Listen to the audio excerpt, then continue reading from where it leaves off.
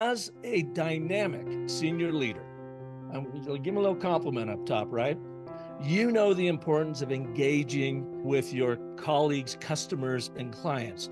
And if you connect the purpose of your mission, then you will build and retain a powerful team and grow your enterprise. But you're frustrated that you're disconnected from your people because your communications are confusing and flat. Therefore, imagine how energized and informed you will become when you listen to Leadership Story Talks. This is a community where you will learn best practices and perspectives from the world's top leaders to help you grow and create the impact you seek, or something like that. Leadership Story Talks, where we discuss the practices that engage, motivate, develop, retain, and attract people to businesses. We'll give you principles and tools based on real-world stories to leverage listening and storytelling to become a better leader and management professional. Leadership Story Talks is produced by Narrative, a company that focuses on personal storytelling for business. Welcome to Leadership Story Talks. I'm Jerome DeRoy, CEO of Narrative. And I'm Julienne B. Ryan, and it's great to be back and meeting our next guest. Yes, very exciting. So before we move on to introducing our guest, I want to remind our listeners to subscribe to the podcast wherever you find your podcast, leave a review, and also check out our YouTube channel because that's where we also host these podcasts. So you can see us in video form. And you'll find a lot of information in the episode's notes as well as on narrative.com, narrativ.com/podcast, where you can find all of our previous episodes as well. So now, without further ado, I want to welcome our guest, Park Howell, who is known as the world's most industrious storyteller, having grown purpose-driven brands by as much as 600%. He's an Emmy Award-winning 35-plus year veteran of the advertising industry and hosts the popular weekly Business of Story podcast, author of Brand Bewitchery, and co-authored The Narrative Gym for Business. He's sought after internationally to help leaders excel through the stories they tell. Welcome to the show, Park. Jerome, Julienne, so great being with you. Thank you. Yeah, of course. And it's so great, I have to say, to have a fellow, storyteller here, and really I'm excited to learn more about what you do and how you do it. So maybe we'll start there. How did you come to embrace storytelling in your work? It was to get out of a major hole. I had a problem, and that problem was I was running my ad agency, Park & Co. in Phoenix, Arizona, which I launched in 1995. And we were traditional ad agency back then: TV, radio, print, outdoor, direct mail, all that kind of fun stuff. And it was very creative, and it was filled with storytelling, whether we knew it or not. And then, let's jump ahead to the early 2000s. And of course, the interwebs take over. E-commerce, websites, social media, and where our brands, our clients used to own the influence of mass media. Well, of course, as we all know now, the masses have become the media, and I was simply looking for a way to stand out. The branding work we had done previous to that, the same methods just weren't working. The advertising just wasn't working. And this was right about the time, early 2000s, 2002, where the term story started bubbling up in our vernacular. And I was kind of like, well, duh. I mean, that's what we all do. But then I realized that we weren't always doing it. We were intuitive. And I realized that we needed to become intentional. And that was for one reason. And that is to stand out in this noisy, cacophonous world we've got. So I started doing some studying, first with Hollywood. Our son Parker went to Chapman University's film school, 2006, 2010. And while he was going there, I said, send me your books and send me your recorded lectures when you're done with them, since I'm paying for them, because I want to know, what does Hollywood know about storytelling that we should probably be using in sales and marketing? And that's where it all began. That's brilliant. Yeah, that's awesome. And so what did that sort of open your eyes to once you started studying, and how did that sort of become what it is today? Yeah, it really moved me from being an intuitive storyteller, as we all are as Homo sapiens, into becoming intentional. And what Mm. really woke me up to it was a campaign we ran for Goodwill of Central Arizona just prior to my studying this stuff. And we had two 30-second TV spots. One of them pulled extremely well. I mean, same day store sales went up 42% the next month. And then the other one we ran in the campaign, bupkis, did nothing. And I went and I looked at them. And before I studied story, I was like, well, why does this one work? And why is this one an utter failure? Well, it turned out this one actually had a story structure of setup, problem, resolution to it, told a story intuitively. The other one was just a creative mashup of, gee, aren't we so clever and cute as your ad agency? We're going to win lots of awards with this. And by the way, it moved the needle zero.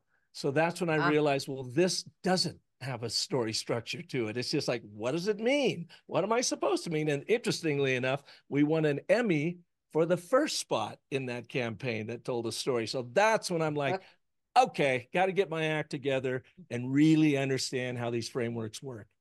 Wow, amazing. So you used a couple of our favorite words was intentional, and then learning from our mistakes and failures, which is a big call to action on any given day. It informs a lot of our backstories. So, okay, well, that's Jerome, where we all learn, right? It's our trials and yeah, tribulations, and like, okay, that didn't work. absolutely. Yeah, totally. And it's a very kind of organic way, it sounds like, of getting to where, you were starting with where your clients were essentially. You're noticing that there's something you're doing that's not working, or customers aren't responding to it, or consumers aren't responding to it. So what else can we do here? And as is often the case, what we've found as well is that it's often hiding in plain sight. I mean, you already knew the business of story, you were doing it intuitively, but it was a matter of making it more intentional. And maybe on that note, Park, you could tell us a little bit more about that particular framework, that allowed you to become more intentional, more formal about storytelling. Well, and I'm going to go from complex to simple because that is what stories do.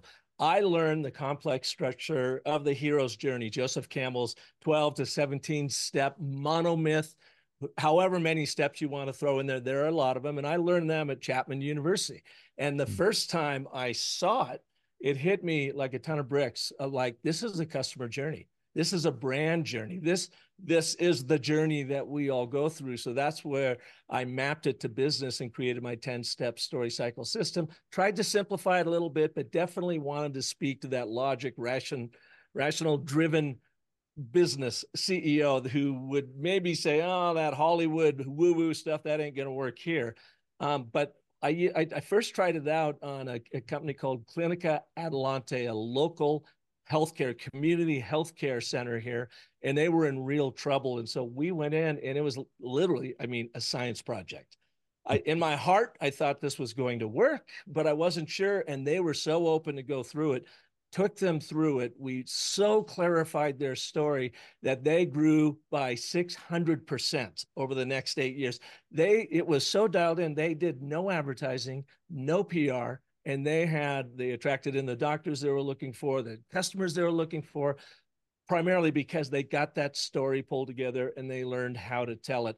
That's when I'm like, okay, onto something here. How do we take it even deeper? And so I started training on the story cycle system. It's complex, but in my journey, I learned about the 5 primal elements of a short story, and ultimately what led me to the 3 words of and, but, therefore, the ABT framework. And so now all of my training begins with the foundation of the and, but, therefore, and then we build on it from there. Wow, that's great. It's really fascinating because you mentioned this earlier too, that in the early 2000s, roughly, the word story was being used more and more. And now and at that time we were starting to see it in business more and more. And I think now it's become really kind of part of the vernacular.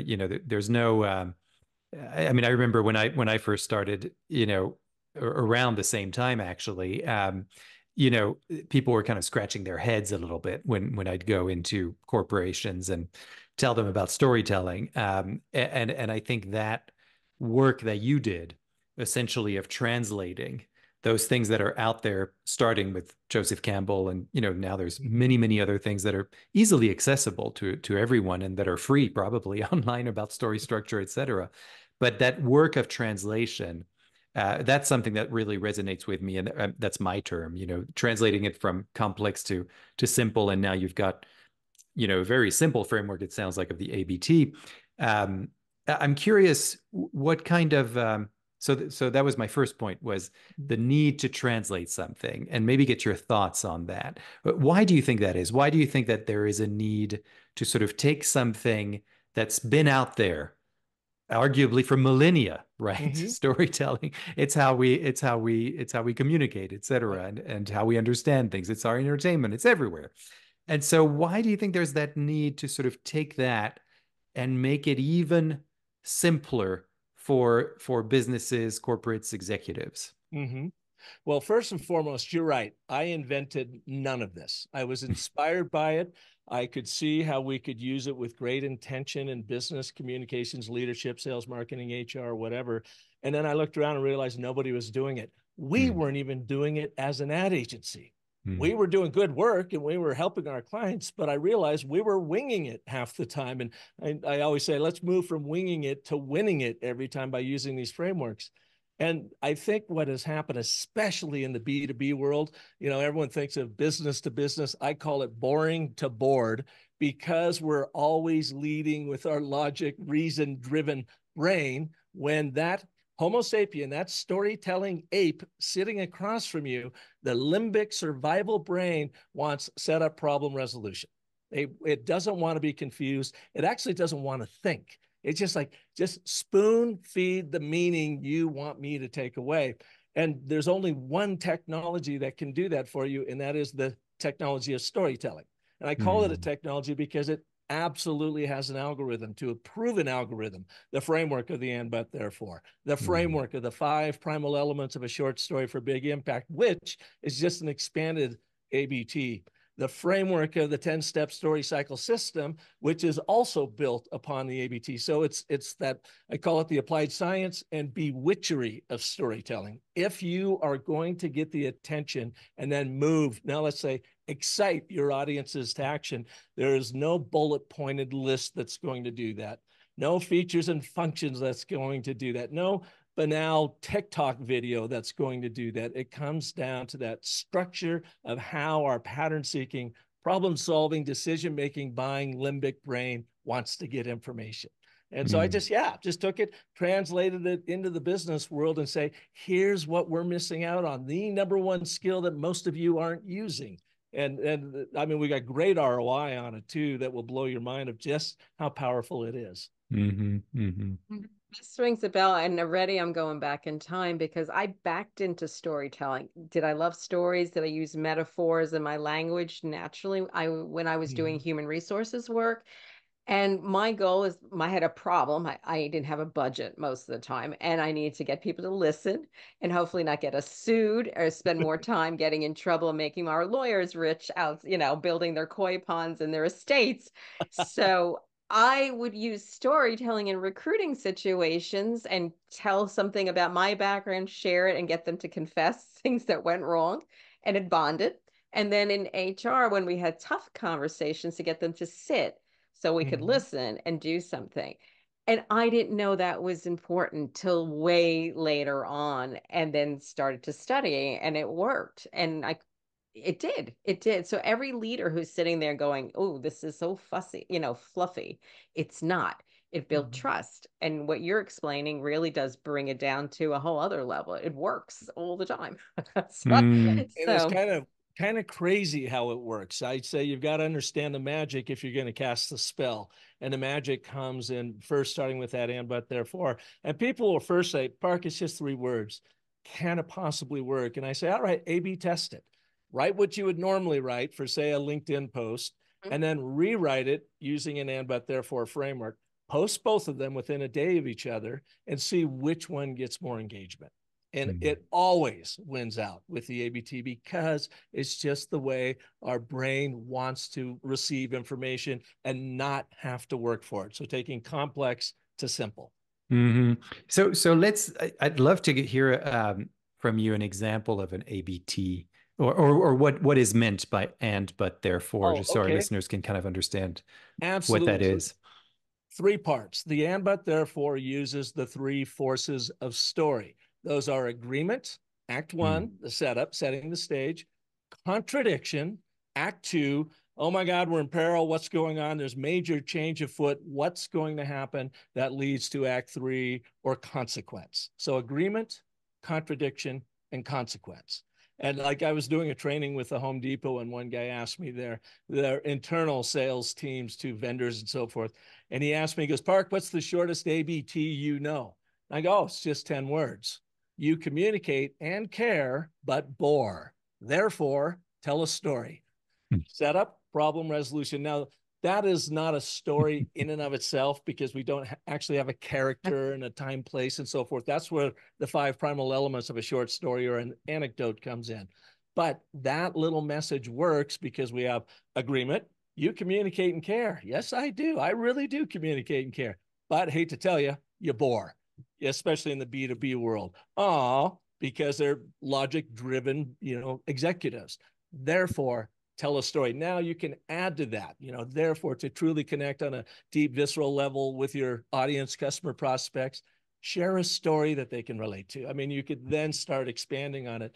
But what I've done in telling that is just getting into that limbic brain of setup, problem, resolution. So that's how you use it. And then you can use it everywhere. Email writing, focusing your presentations or whatever. What I like to do, if you two are up for it, is kind of fun, is let's do an ABT brand for your show right now. And I'm going to walk you through it. So all of your viewers and listeners, get a notepad down, because here's exactly how you do it. Are you guys up for it? Yeah, for sure. All right. So we're going to do some soul searching here. I want to know and write down, and in fact, I'm going to write down as we go so I stay on top of this.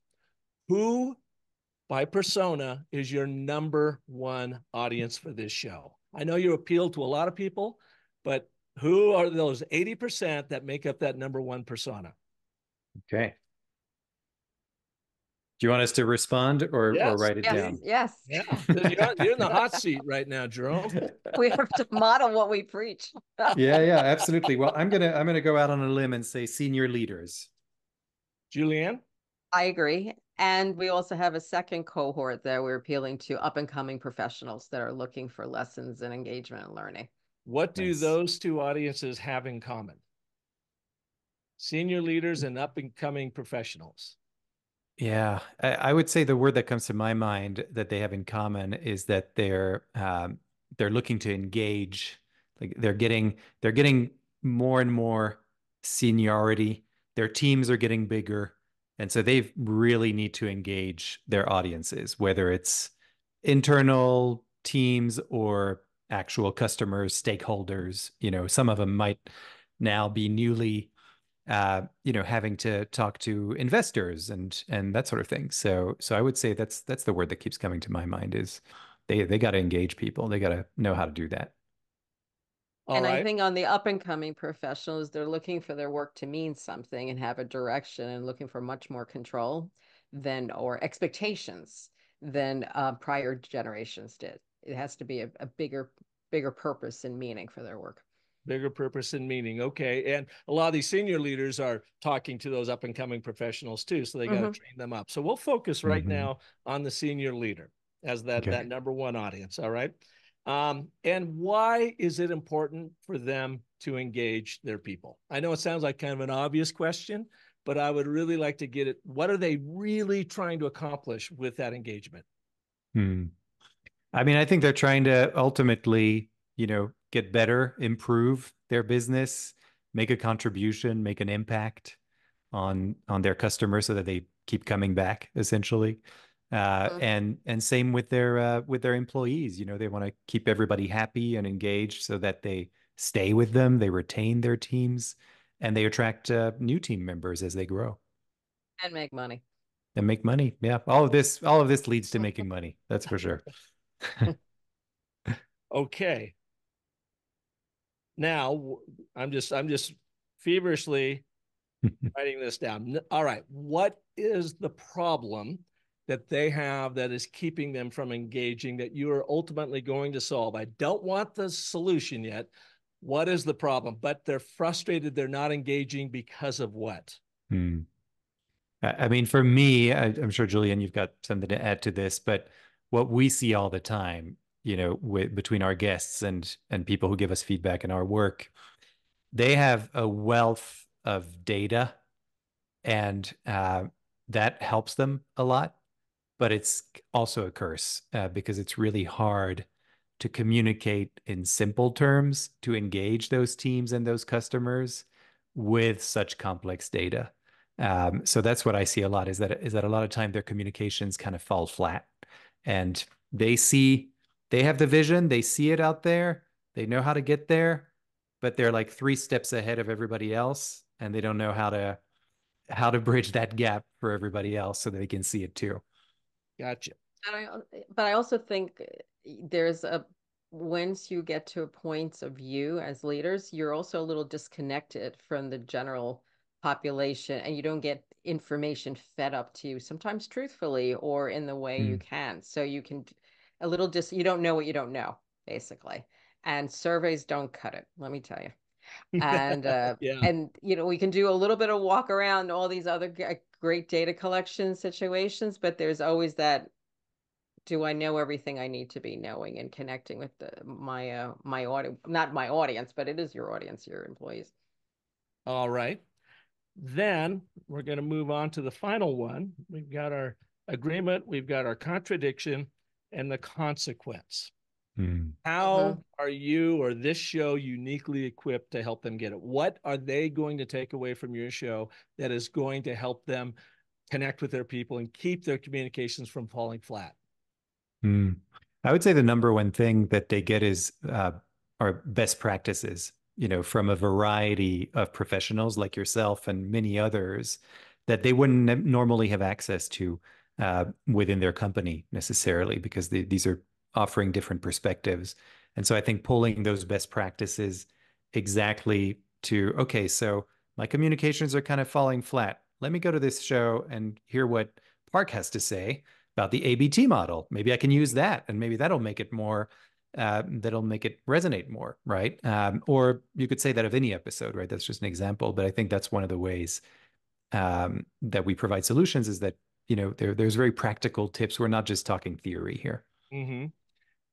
The other thing is we use words in our society, engage, and we pander. I think the show built community, and it also shows that engagement is multidimensional. It's not just one thing. It's a lot of different things. So think about a diamond, a multifaceted diamond. You have all these different dimensions creating this piece. Yeah.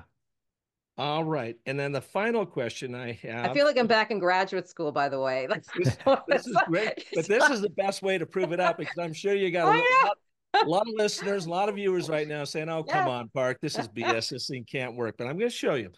So my last question, how are your listeners, the senior leaders, going to feel when they get this, when they get leveled up? What is it? A relief? Is it optimism? What are they going to feel?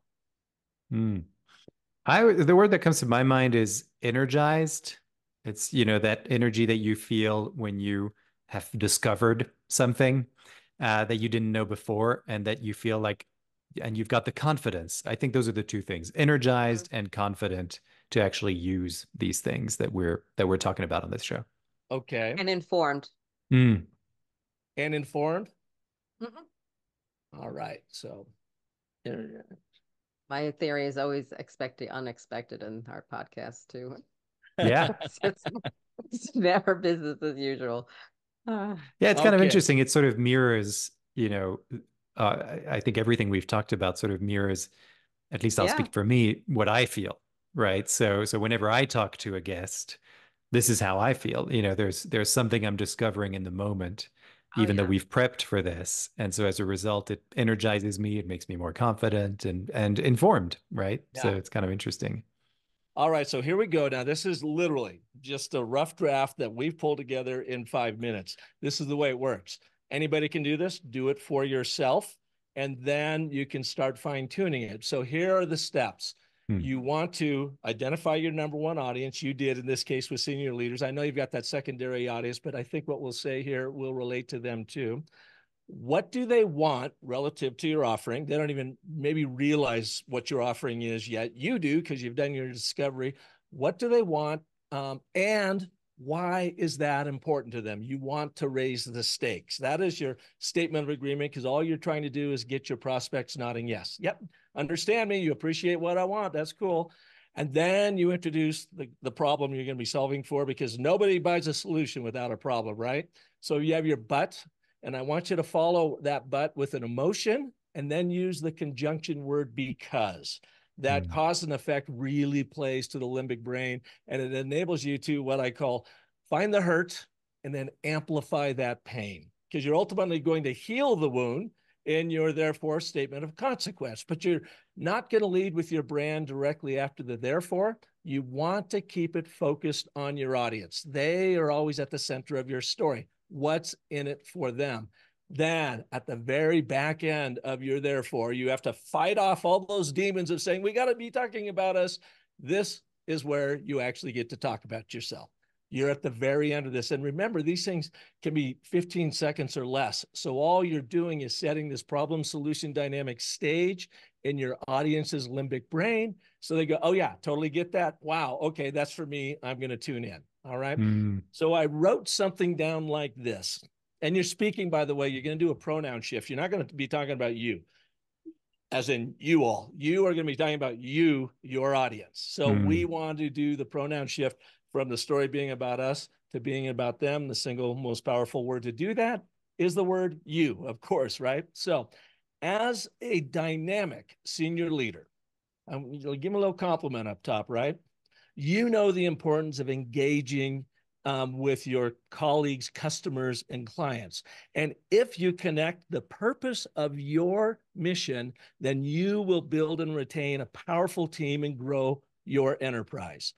But you're frustrated that you're disconnected from your people because your communications are confusing and flat. There's so much to take in. Therefore, imagine how energized and informed you will become when you listen to Leadership Story Talks. This is a community where you will learn best practices and perspectives from the world's top leaders to help you grow and create the impact you seek, or something like that. Well, there you go. So again, I just kind of knotted this down real quick, and your idea is to go in and clean it up. Senior leader, you want to engage. It's important to attract and retain top talent and grow your purpose-driven brand, but you're frustrated you're not currently engaging because your communications are falling flat due to complexity, data, and whatever. Therefore, imagine energizing your knowledge base with world leaders in business through your story, of podcasts and so forth. Setup, problem resolution. And what you also brought into focus here, because a lot of time when we're working with folks, we're so close to something that we forget to talk about it. And when we talk to all these leaders, at the core of every problem I've ever encountered, every problem that Jerome's encountered in the work, it's about the lack of listening.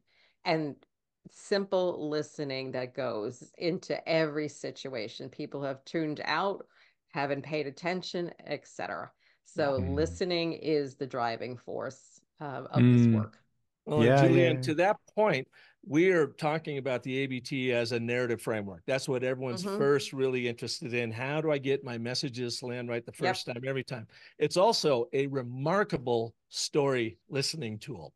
And here's how that works. So once you really practice the ABT and understand it, you build your narrative intuition when you are sitting across from a colleague. And we've all been there. They're so frustrated. They have this big problem. They just verbally vomit on you for 10 minutes. And they go on and on and on and on. And you listen very patiently. When they finally wear themselves out and take a breath, you say, oh, Julienne, here's what I heard you say. And then you repeat it back to them using the ABT.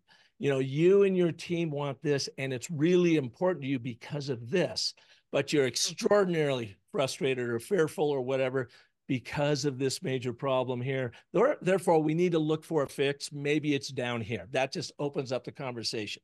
And then what happens is they'll first look at you like, what sort of Svengali are you? Because they'll say, geez, you actually said that better than I did. Thank you for listening. And then sometimes what comes out of that is, gee, Julienne, you said that so well. I realized I forgot to tell you one other thing. And it's always that one other thing that is the true core of the problem. So it is a fabulous story listening tool. Yeah.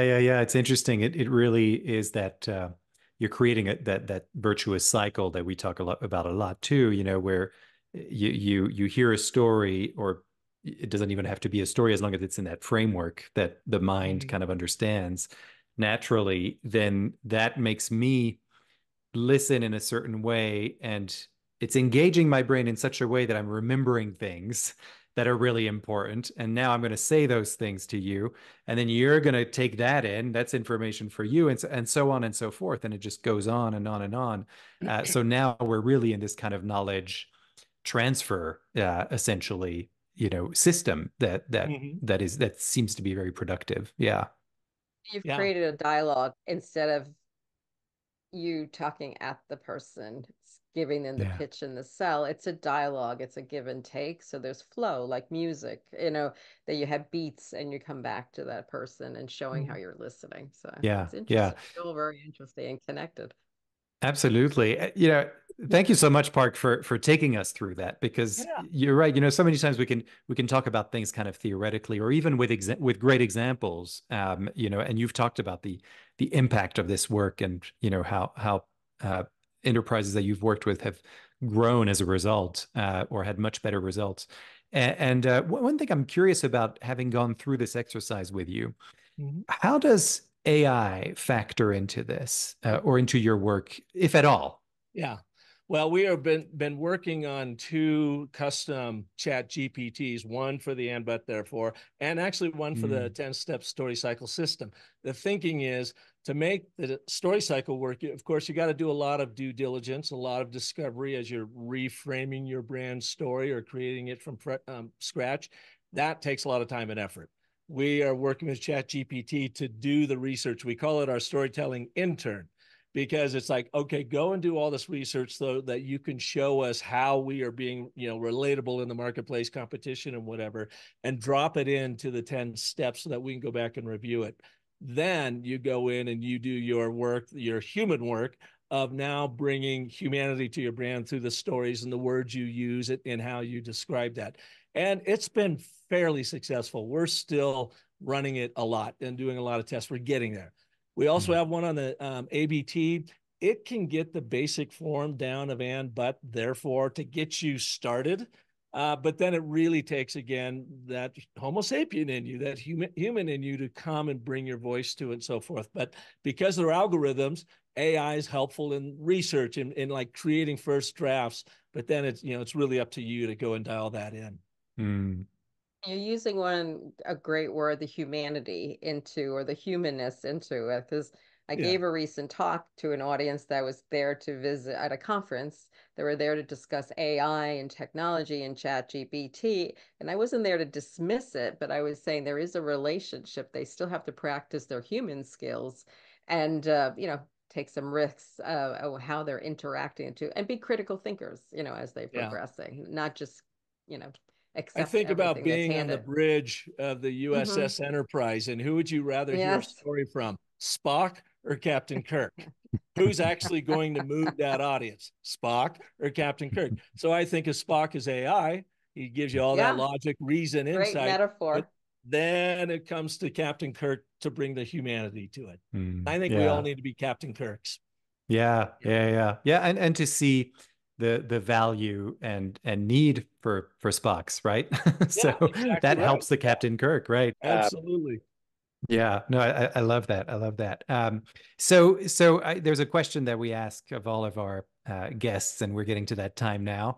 And so here's the question. So what is an experience that you could tell us about that has shaped who you are today, still influences you or informs your kind of decision making? Oh gosh, I was about 5 years old, and we were visiting our grandpa and grandma, Clint and Mabel Howell in Detroit Lakes, Minnesota. I grew up in Seattle, so my mom and dad would load us 7 kids up in the station wagon, and off we would drive across God bless the them. country. Yeah, and we rolled in on Lake Lida. They had a cute little red kind of cottage home there and a big sleeping bay outside for all of us youngsters. And one day I went in and my grandma was 100% Mabel Torfin, 100% Norwegian, big smile all the time, that real fair complected, white hair. And she was always scurrying around. She sits down at the piano, and I'm not even sure I knew what a piano was at that point. I thought like she was just sitting down to a cupboard, and she starts playing this most amazing ragtime tune. And she's just bouncing back and forth, smiling and giggling. And I sat there completely mesmerized. And I turned and looked at my mom and dad and said, I want to be able to do that. So a few years later, they actually bought a little Kimball spinnet piano. Yeah. I started studying music, playing music at, 3rd grade, I guess it was. And I started writing songs. I wrote songs. I ended up going in and getting a degree in music composition and theory, and never realized that after all these years. I figured I couldn't make any money in that. So I also got a degree in advertising and public relations, and I've applied the music training into the advertising world that I, had built my whole career around. But what I think is so interesting is now fast forward to today, and what I do is coach and teach storytelling, composition, and theory for businesses. So it's all come together, and it literally started when I was that little boy listening to his Norwegian grandma play a little bit of piano in Lake Lida, Minnesota. Amazing. Wow. That's Amazing. a great story. Yeah, it is a great story and very vivid. I can picture the grandmother, and I can picture the piano, and you at 5 years old in the station wagon and all these things. Just again, a testament to the power of storytelling, right? When we're following all these. I use the 5 primal elements of a short story that I teach too in that. I gave you a time stamp. I was roughly 5 years old. I gave you a location stamp, Lake Lida, Minnesota. In this case, there's a central character, my grandmother, but I'm also kind of the character because of what she did. But I want you to get focused on just my grandmother playing the piano.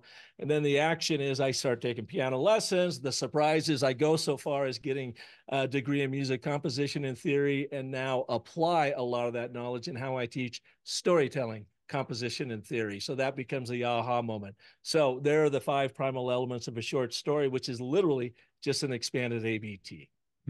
Yeah, absolutely. Listeners, you just got a masterclass here from Park Howell and the business of story. I feel very fortunate. Honored. Thank you so much. Yeah, absolutely. Thank you so much. Jerome, I would be remiss if I didn't mention your business partner there, Murray Nossel, who came on my podcast, show number 158. We're up to show 464. Wow. So it was a while Congrats. back. But he was the first one to come on and talk about the importance of story listening. Up to that point, everybody else was talking about storytelling, and it was one of my most popular shows because it took a very interesting look at it. And he got me to be thinking more about story listening. And it was a year or two after that I came across the ABT, and I go, well, here's a great device to do that with. So hats off to Murray. And if you want to listen to that show, it's 158 on the business of story. Great. Absolutely.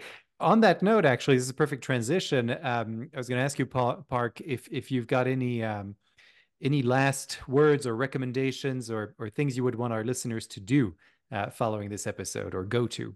Yeah, I mean, if they would like to really study the ABT themselves, I've got a micro training course on it called you go to businessofstory.com/ABT. It's a Thinkific. It's a 1-hour course, 3 modules. It'll walk you through how to use the whole ABT program. That's probably their best go-to, or if you want to take a deeper dive, listen to episode 400 of my podcast, where I walk through my 10-year experience of learning the ABT and then bring in lots of different guests who are using it in lots of different industries and the success they're having with it. So those might be the 2 areas I'd send them. Fantastic. Well, we will also make lots of notes in our episode notes here for listeners so that we make sure they know where to find you, how to find you, and where to learn more. And I want to remind our listeners that, once again, if you've been inspired by by this particular episode, you can also consider enrolling yourself and or your team in our group and one-on-one training programs that focus on finding, crafting, and telling stories and listening skills, as we talked about. For leadership development, sales, team building, and employee engagement, you can go to narrative.com, NARATIV.com to enroll. We're always ready to listen. And please don't forget to subscribe if you haven't already. Leave a review, because that's what drives word of mouth on your favorite podcast platform. And remember that we also have a YouTube channel where you can see us in more than one dimension. That's right, exactly. Exactly. Well, I want to thank you once again, Park Howell. Thank you so much for being on the show. It's been really illuminating and a treat. So thanks for being here. Well, thank you. It's an honor. Yeah. And thanks, Julienne, as always, for co-hosting with me. It's such a pleasure. This is a treat. I'm always excited. So yeah. All righty. Well, goodbye, everybody. And we will see you next time. Thanks so much for listening. For more information on the narrative listening and storytelling method and how it can help your business, go to narrative.com.